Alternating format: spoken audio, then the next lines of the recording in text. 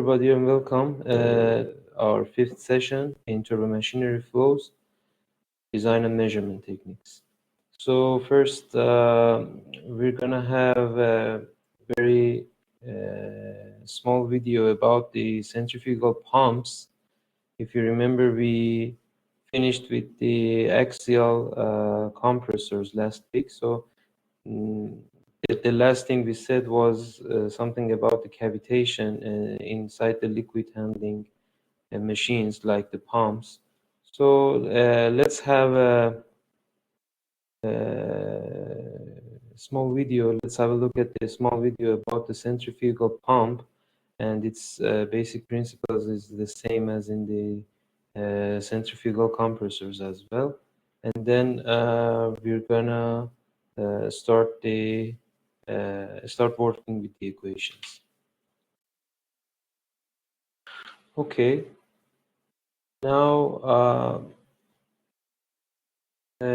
you just watched some sort of basic ideas about the centrifugal pumps, and the story is the same with the centrifugal or radial compressors as well. And typically we can reach up to 4 to 7 pressure rise in just one stage of these radial compressors. And the advantages of these compressors are as I said, the very higher pressure rise in just one single stage. And also, as you know, last session we were talking about this. You remember that we said normally your tip clearance ratio over the blade height should be around 1%. Okay, so if you imagine a micro or a mini jet engine, it's not feasible to use axial compressor. And we said that when it is very small, then you can not make make this tip clearance also that amount small as possible. That's why in micro and mini jet engines they normally use the radial compressors or centrifugal compressors. Also, we said that they are more robust than axial ones, and remember, we said that the axial ones, you cannot increase the pressure in one stage more than 2, but as you can see, you can increase the pressure almost equal to 7 in just one stage of radial compressor. And the disadvantage of the radial compressor is that it's inherently radial. What does it mean? It means that in theory it's possible to achieve any pressure rise in radial compressors by just increasing the radius of the compressor. But of course, if you're gonna put it on the aircraft, it will exceed the dimensions of the aircraft, the whole aircraft. So theoretically it's possible, but it's not feasible to put a very huge radial compressor inside an aircraft engine.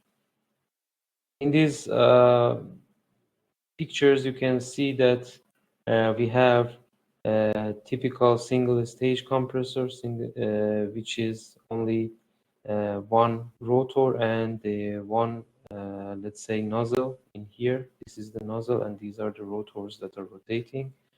And it's not very often, but you can find some radial compressor with 2 stages as well.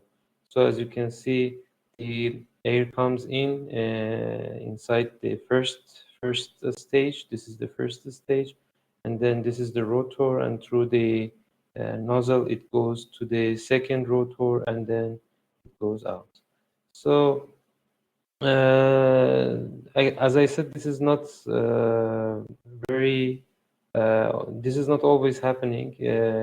They are all designed, I mean, much of them are designed to work with a single stage. This is another schematics of the radial compressor. stage. As you can see, this is your center line, CL. So this is where your hub is mounted. And then you have the inducer or impeller. I mean, the inducer is actually the entry of the impeller is called inducer.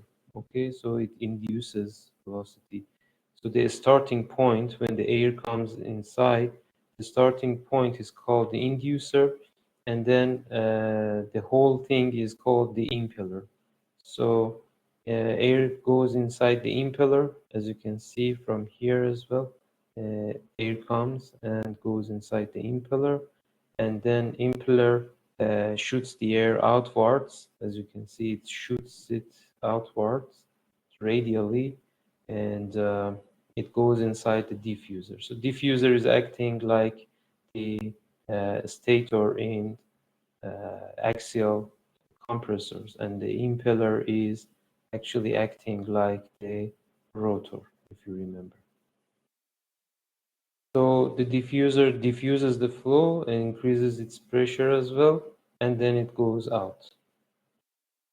So these are the exit of the vane diffuser and the inlet and exit of the vane diffuser and the impeller exit. And also you might have some inlet guide vanes to just guide the flow, just as in the case of the axial compressors. As you saw, you might have some inlet guide vanes as well inside a radial compressor. So a typical view is again showed in here for you. We said that air or flow is going inside in axial direction, and then this is a cutoff. As you can see, this in here you have the real impeller. So this is a cut of the impeller and the diffuser as well, as shown in here. You just call the stations at the entrance of the impeller as 1, at the exit of the impeller or the entrance of the diffuser as 2, and the exit of the diffuser as 3.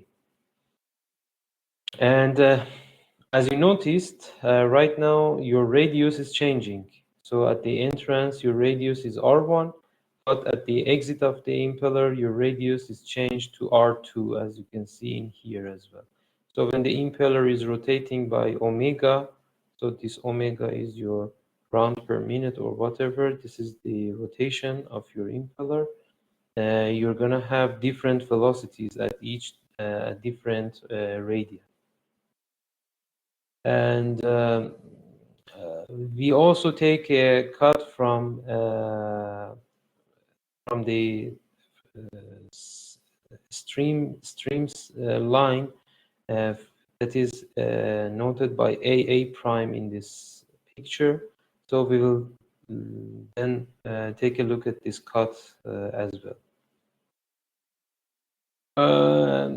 You also have to remember this equation. If you remember the Euler equation for turbomachinery, your shaft power over mass flow rate is equal to U2 V theta 2 minus U1 V theta 1. It means that your tangential velocity change actually plus your peripheral velocity change makes the shaft power for you.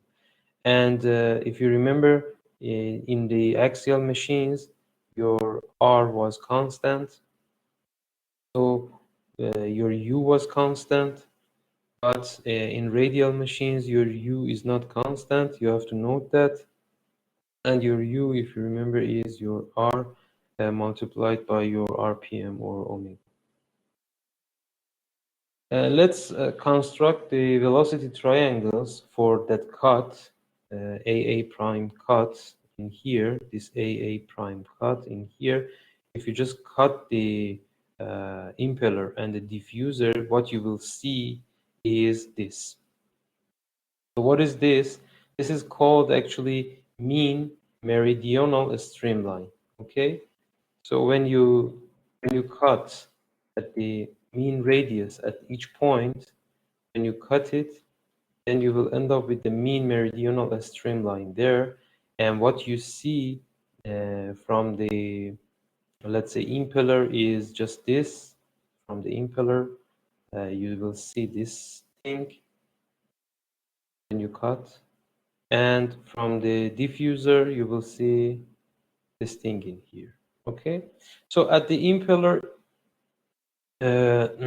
entrance, you know that you have to have a relative velocity, or your W velocity, that is following the geometry or aligned with the entrance of the impeller. So it means that your relative velocity is kind of parallel or with a small incidence angle of the uh, leading edge of your impeller, right? And then what you remember from the velocity triangles in the axial machines, you there you had relative velocity equal your relative velocity plus the peripheral velocity is actually your total absolute velocity, which is v in here. And again, we are calling the angles that absolute velocity makes with the axial direction as alpha, and the relative velocity with the axial direction as beta. At the entrance, those are alpha 1 and beta 1. And then you can have also the tangential part of your absolute velocity. Why we are talking about the tangential velocity? Because we already said that this is the tangential part that is making the shaft power for us. So this V theta 1 is the V1 sine alpha 1 for us. And here, this is the component of the V1. And then at the exit, as you can see, this is the velocity triangle at the exit of the impeller. And again, you also have the rotation. So you also have U2. And why we are having different U2? Because we said that our radius is changing at the entrance and exit, as we saw. So your peripheral velocity is much higher than the peripheral velocity at the entry. And then again, we say that the relative velocity follows the geometry, so it is, let's say, parallel to the trailing edge of the impeller. And then you construct this triangle, and you see that you don't have any beta angle. If you just draw it in this shape, you don't have any beta angle. So what diffuser sees, because diffuser is something like the stator, what diffuser sees is the absolute velocity that is again aligned with the geometry. So as we said in here, diffuser is aligned with absolute velocity. You have to note that in most cases, you have a supersonic velocity in entrance of the diffuser. So instead of normal subsonic airfoils, you have to use supersonic shapes for diffuser vanes. And in this picture, you are seeing some typical shapes of supersonic airfoils like wedges, diamonds, and modified double wedge and double wedge, and etc. Now let's calculate the work input. If you remember, your difference in total enthalpy was actually this is the P shaft over m dot. So this is U2 V theta 2 minus U1 V theta 1. So if you go back, see minus P shaft over m dot mass flow rate is U2 V theta 2 minus U1 V theta 1. So yeah, and this is actually your difference in total enthalpy. So what is it? It is static enthalpy and also the kinetic energy difference. And if you use the formulas in here, like your tangential velocity in absolute tangential velocity is u minus w theta, vr is actually omega r. So it means that your your absolute and relative radial velocities are the same. This is the same as in the axial direction, so only the theta is changing, is different for the absolute and relative velocities. And you know that the your velocity, your absolute velocity and relative velocity are uh, these are combined with these components r theta and the r theta and z components. So if you put them together and use it in this formula, you will end up with delta H or dH, which is the differential change of the enthalpy, is equal to differential change of this term plus differential change of this term. And then from the thermodynamics, if you use TdS equal to dH minus dP over rho for the isentropic flow, if your ds, your entropy is not changing, your dH is dP over rho. So this dH over here, you just put it as dP over rho, and you will come up with the equation star, which is this equation. So what does this equation say? This equation is actually says that our aim is to raise the pressure, right? Because we are having a compressor. So we want to raise the pressure. So dP is positive. This equation says that you either can raise the pressure by changing your radius, because you cannot actually you can change the omega, but let's say that it is working in a constant RPM or its design RPM. Okay, so you either change this pressure by changing the radius or change it with changing the relative velocity W. And actually you can see that in here, the axial compressors rely on second part. Actually, this part is for the axial compressor, while the first part is for the radial compressors, because in radial compressors, you're not changing your relative velocity too much, while in axial compressors, you're not changing your radius too much.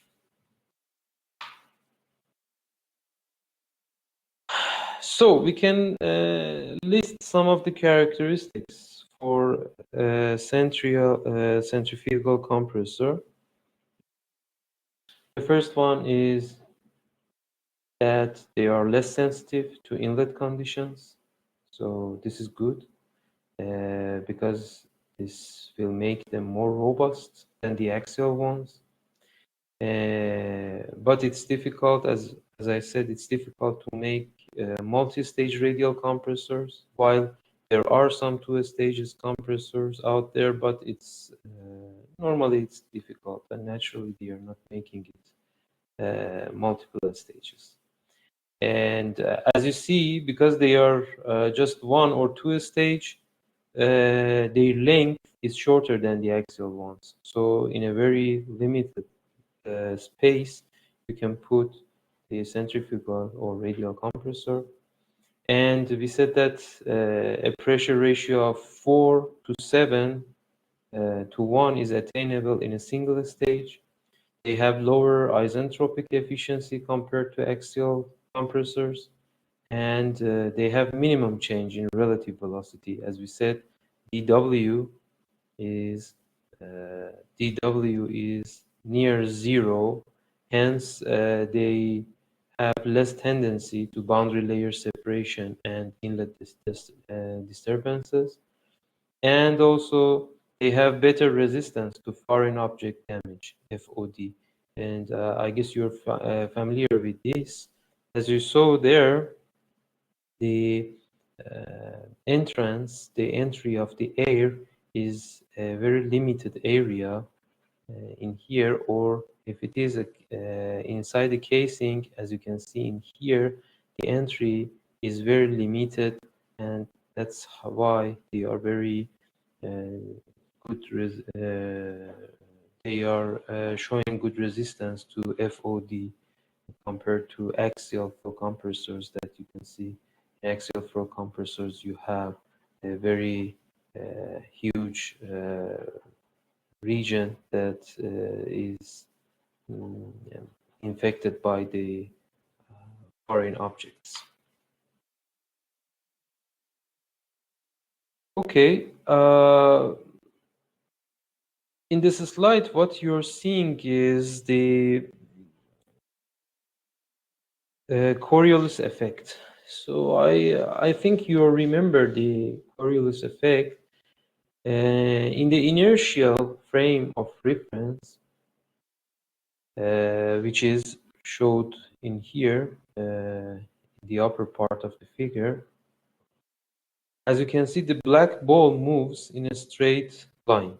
See, when this is playing, the black ball is moving on a straight line.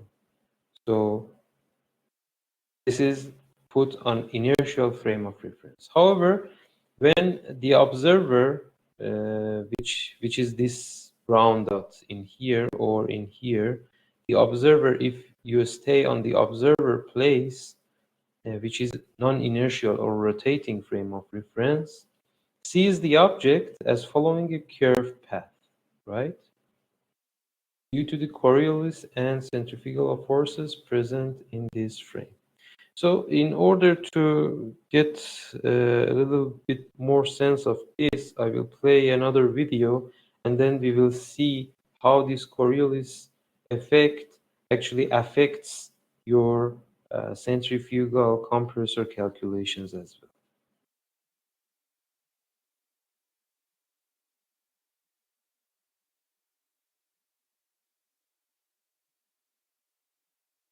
Mhm.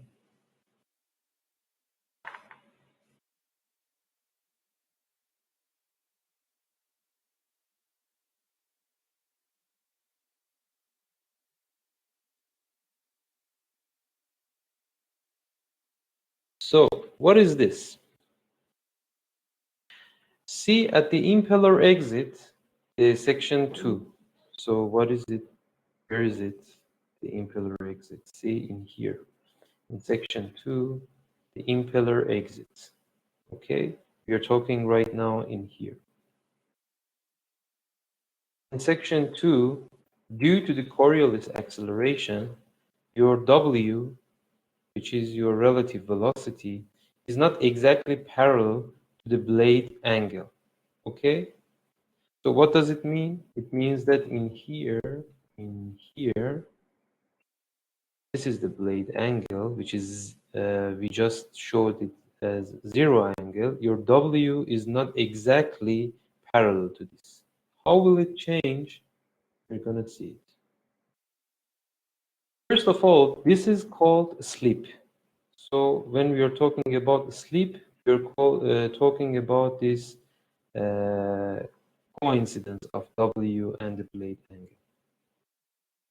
We said that if there is a wheel rotating with omega, and you have at some point you have the r omega, the peripheral velocity, and this is your w velocity. Your Coriolis acceleration is defined as 2 omega multiplied by w. Actually, this will generate pressure gradients, and also this generates the tangential force for you. So you have some acceleration that generates pressure gradient, and this pressure gradient also generates some tangential force. But if you look at axial compressor, you see that your omega is parallel to W. Okay, so when two vectors are parallel, their let's say multiplication like this is 0, right?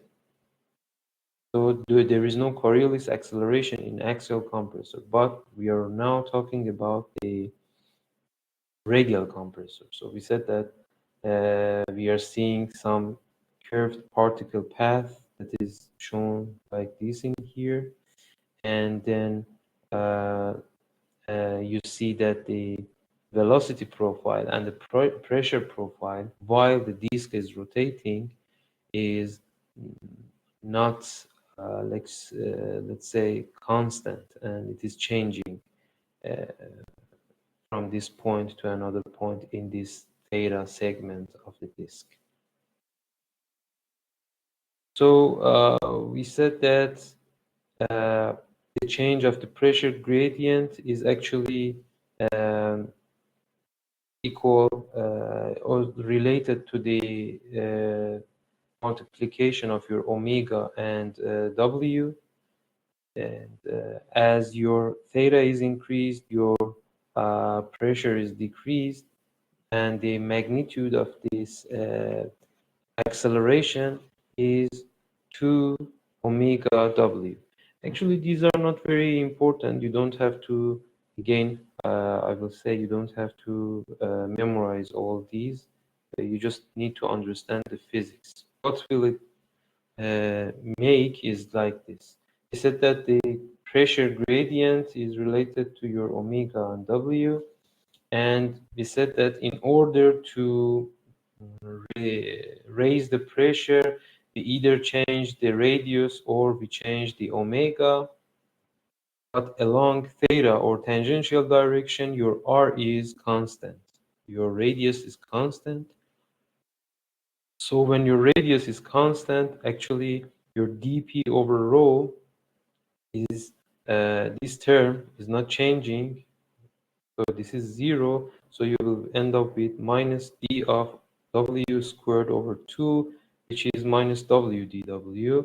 And if you just try to multiply this equation by 1 over R d theta, you will construct this, and from 1 and 3 you will find finally that 1 over R dW over d theta is equal to 2 times rho times omega, which is the tangential variation of relative velocity due to Coriolis force.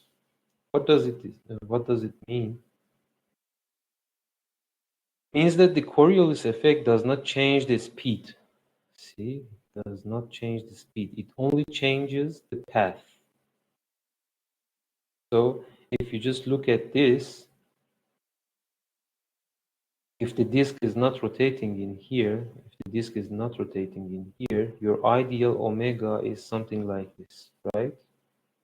But if it is rotating, we said that it is following this curved path, and you have a relative W like in here.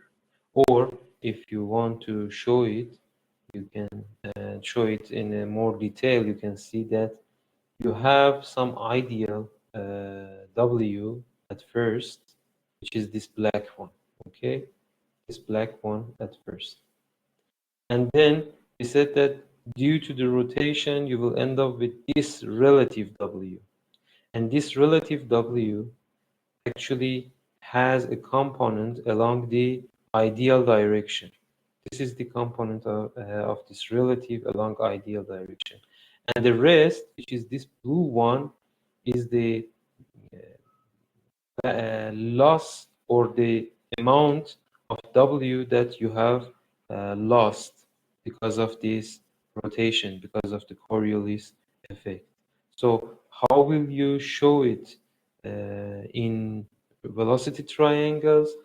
If you just consider the W, you remember that your ideal W was this horizontal black W2 at the impeller exit. So if I'm just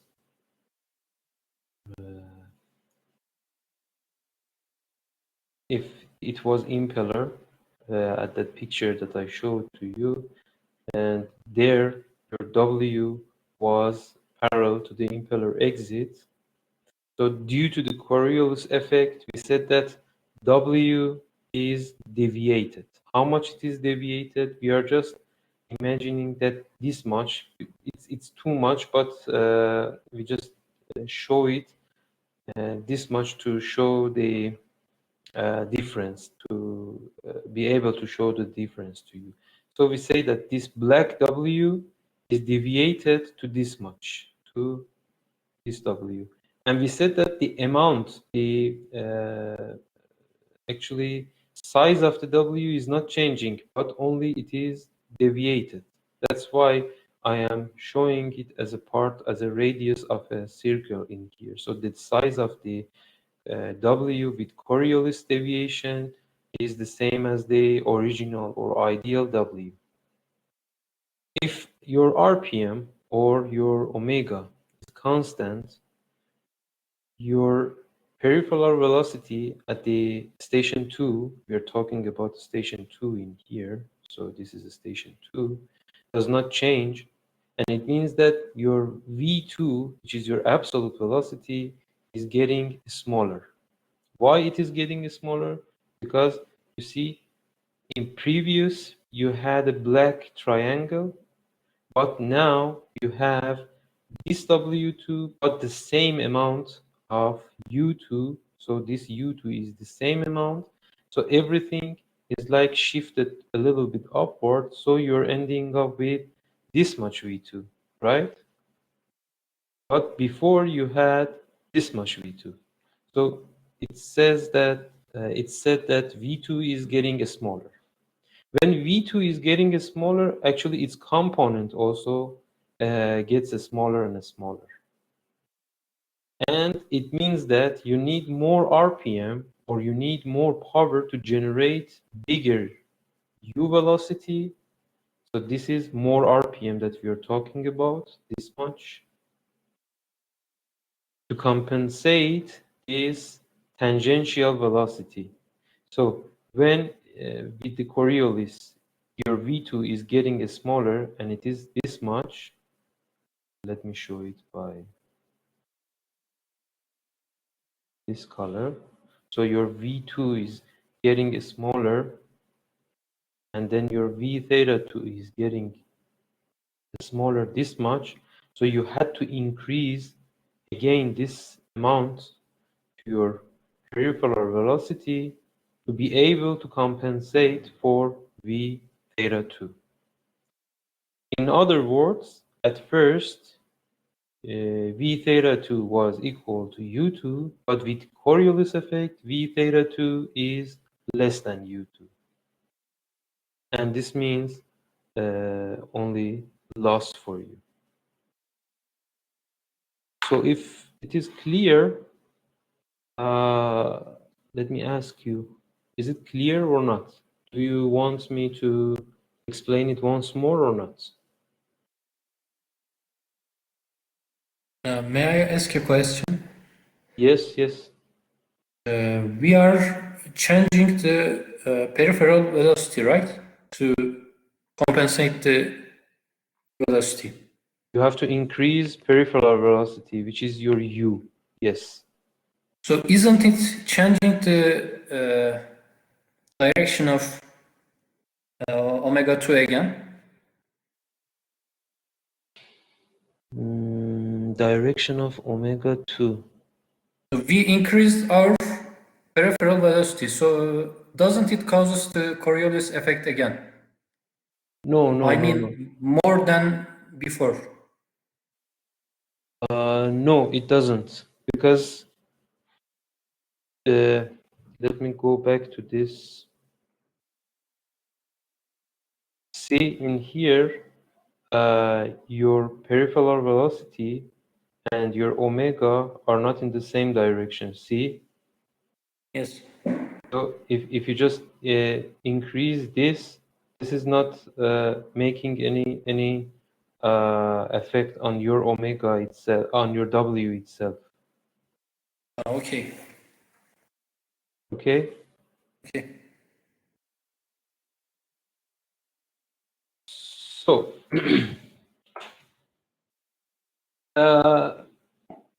as I said, we had defined sleep.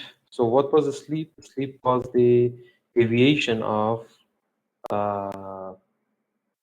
let's say, deviation of your W, W from your blade angle at the exit of the impeller. This is called a slip.